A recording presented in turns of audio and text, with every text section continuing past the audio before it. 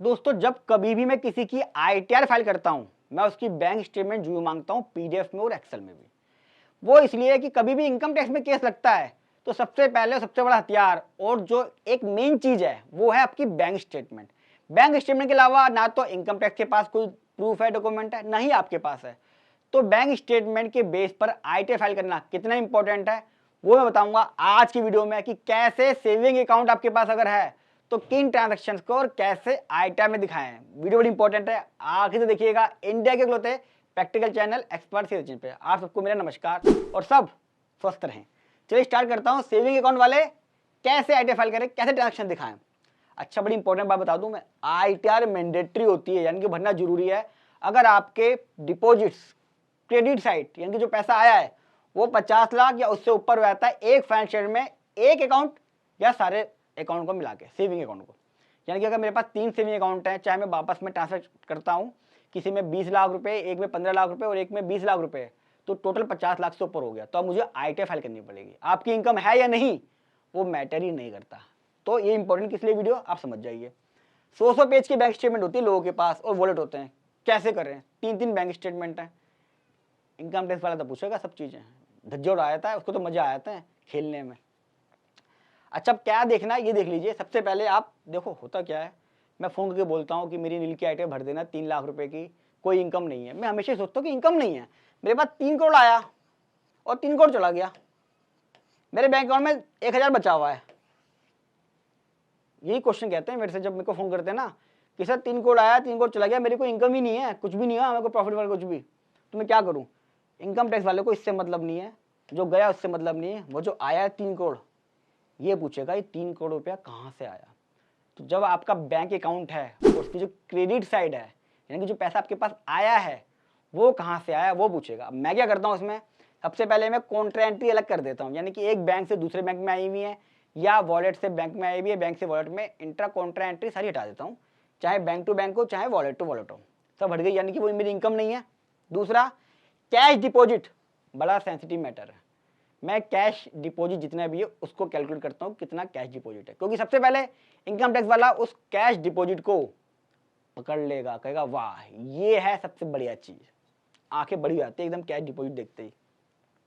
फिर मैं यूपीआई जो ऑनलाइन जितनी भी रिसिप्ट हैं अदर देन कैश डिपॉजिट, उसमें हम ये पता करने की कोशिश करते हैं कि फैमिली से कितना पैसा आ रहा है, फ्रेंड से कितना आ रहा है, रिलेटिव से कितना आ रहा है। लेकिन जो एंट्रीज हैं ये मेरी इनकम में नहीं है। देखो ये समझना पड़ेगा कि मेरी इनकम नेचर वाली रिसिप्ट कौन सी है, कौन सी एंट्रीज हैं जो मेरी इनकम की हैं। अब ये तो नहीं है, लेकिन यहाँ एक पॉइंट है, ये कैसे प्रूफ करोगे कि ये मेरी फैमिली से पैसा आया हुआ है, फ्रेंड से आया हुआ है, रिलेटिव से आया हुआ है? ये पता कैसे चलेगा? ये पता तभी चलेगा जब आप उसमें रिमार्क लिख दोगे और वो पैसा आपने वापस कब करा है या नहीं करा है, तो क्या वो गिफ्ट है, इसके आपको एविडेंस रखने पड़ेंगे। केस लगते हैं 4 साल बाद, 5 साल बाद, और एंट्री याद रहती नहीं है, यूपीआई इतनी होती है उसमें नाम लिखा नहीं होता, तो इस साल तो कम से कम याद होगा ना। मैं तो क्या करता हूँ, कोशिश करता हूँ हर महीने ही प्रिंट आउट निकाल के उस पर हाथ से लिख देता हूँ, ताकि याद रहे कि ये जीएसटी के लिए यूपीआई आई थी, इसका मैंने इनकम टैक्स जमा कराया था, वो दुबई घूमने जा रहा था मैं इसकी टिकट बुक कराई है, कम से कम याद रहे, ताकि एंट्री आपकी अलग हो जाए। फिर बचते हैं आपकी बिजनेस की और प्रोफेशन की रिसिप्ट। हो सकता है कुछ आप ट्रेडिंग करते हो या कई लोग फ्रीलांसर काम करते हो या कोई लोग दोनों काम करते हो। तो मेन एंट्री आपकी क्या हो गई, ये और ये कैश डिपॉजिट वाला। कैश डिपॉजिट में भी नेट नहीं लेना है, ग्रॉस लेना है। कई लोग कहते हैं मेरा 15 लाख रुपए कैश जमा हुआ है और 15 निकला हुआ है, 0 हो गया, मैं 0 लूंगा। भैया पहले जमा हुआ है या निकला ये देखना पड़ेगा आपको, और बाबा निकला हुआ है तो आपको बताना पड़ेगा कि बाबा निकाल के जमा क्यों कर रहे हो। तो ये थोड़ा सा एक डिसीजन फैक्टर है बहुत बड़ा, कि आपका कैश निकला कितना, जमा कितना हुआ है, कितना निकाला कब है, जमा कितना कराया है, कैसे कैसे कराया है, इसकी वीडियो अलग से देख लेना। कुछ एंट्रीज ऐसी होंगी जो भगवान भरोसे होंगी, ना आपको पता, ना मुझे पता, ना इनकम टैक्स वाले को पता, ये सबसे क्रूशियल रहता है। अब थोड़ा सा अगर दिमाग लगाएं तो कोशिश करें कि इस एंट्रीज को भी आईटीआर में दिखा दें, ताकि कम से कम कल को एक्सप्लेन कर सकें। हाँ पता कर लो तो बहुत ही बढ़िया है। इनकम टैक्स वाले का फोकस हमेशा किस पर होगा, सोर्स पे। कौन सी एंट्री, क्रेडिट एंट्रीज, ये लिख दिया मैंने, क्रेडिट एंट्रीज। जो पैसा आया वो कह रहा बाद में खर्चा क्या करा है, हमें क्या फर्क पड़ता है। जो मेरे पास केस आते हैं, जो एईपीएस वाले होते हैं, सीएससी सेंटर वाले होते हैं, बहुत मोटा कैश विड्रॉ करते हैं, उनका केस लग जाता है कैश विड्रॉ करने पर। लेकिन जब असेसमेंट होता है तो वो क्या ऐड करता है, पैसा जो जमा हुआ है। कैश विड्रॉल को कभी भी एडिशन नहीं करता, वो जमा जो हो रहा है उसके ऊपर फोकस करता है। तो ये पॉइंट कितने हो गए, ये मैंने आपको बता दिए, नंबर लिखे नहीं मैंने। अब एक एग्जांपल और ले लेता हूँ। मैंने सारी एंट्री अलग कर दी हैं। मैं मान के चल रहा हूँ कि इसके अकाउंट में कैश जमा है 2 लाख रुपए, मैंने उसका 8% ले लिया, 16,000 रुपये का प्रॉफिट। 42AD में 8% कैश का ले सकते हैं और बैंक सेल का 17%।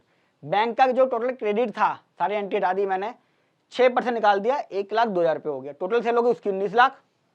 जीएसटी का ध्यान रखा उसका मैंने, ऐसा नहीं बैंक के अंदर अगर 58 लाख रुपए तो मैं 58 लाख रुपए पे 6% दिखा दूं। बहुत लोग गलती करते हैं, कई बार तो बैंक का जो टोटल होता है आखिरी में जो लिखा आता है उसके ऊपर कर देते हैं, कहते हैं 90 लाख आ रहा है टोटल, 90 लाख क्रेडिट आ रहा है बैंक स्टेटमेंट में, आखिरी में आता है ना, इसका 6% निकाल दो यार, क्या फर्क पड़ता है, 5,40,000 तो आएगा, इस पर टैक्स भी नहीं है, और पूरा बैंक एक्सप्लेन हो गया। भैया जीएसटी का भी ध्यान रखना है, ऐसा नहीं है 90 लाख रुपए में कहेगा जीएसटी तो है नहीं, मैं आपकी इसको सेल ही नहीं मानूंगा, जीएसटी वाले अलग पकड़ लेंगे, तो थोड़ा ध्यान रखना है। अब आपका 1,18,000 का प्रॉफिट तो आ रहा है, अब आपकी मर्जी है, आप प्रॉफिट 1,18,000 दिखा दो या थोड़ा सा एक्चुअल में 3 या 4 लाख हायर दिखा सकते हो, क्योंकि 1,18,000 थोड़ा सा कम है। अगर आपको लगता है कि आपकी ड्राइंग ज़्यादा थी, आपने 2 लाख की एफडी भी करा रखी है, थोड़ी सी इनकम दिखानी है, अब इसमें एक चीज़ का ध्यान रखना है, जब आप इससे हायर दिखाते हो, आप कहते हो मैं 5 लाख दिखा दूंगा, 6 लाख दिखा दूंगा, 7 लाख तक दिखा दूंगा क्योंकि प्रॉफिट माफ है, तो जब केस लगता है तो इनकम टैक्स डिपार्टमेंट यही रेशियो आपकी अप्लाई करता है दूसरे सालों में भी, 25%, 40%। एक केस में क्या हुआ, एपीएस का काम था, उसने एक लेटेस्ट आइटम भरी हुई थी, 21 लाख रुपए की शायद टर्नओवर दिखाई उसने 4480 के अंदर, और 5 लाख रुपए का आसपास प्रॉफिट दिखा दिया, क्योंकि टैक्स 5 लाख तक माफ था उस साल में, तो करीबन मेरे ख्याल से 25% के आसपास हो गया। उसका एक साल में 2 करोड़ का कैश डिपॉजिट था, 2 करोड़ का कैश विड्रॉ भी था, एपीएस का काम करता था। वो 25% की रेशियो उसने उसी में लगा दी कि भैया सैसी ने आइडिया खुद फाइल करी हुई है, 25% का दिखा रहा है प्रॉफिट, तो मैं इस पर ही 25% लगा रहा हूँ। इसलिए कहता हूँ कि जब 4480 में फाइल करो तो कोई फर्क नहीं पड़ता, मेरा 1,18,000 आ रहा है, 1,18,000 आ रहा है, 1,18,000 दिखाओ जबरदस्ती, क्योंकि टैक्स नहीं है 7 लाख तक या 5 लाख तक तो रिबेट मिलने वाली है, 7 लाख के बाद तो 7 लाख दिखा दो। ऐसी गलती ना करें सेविंग अकाउंट भरते वक्त या 4480 भरते वक्त भी।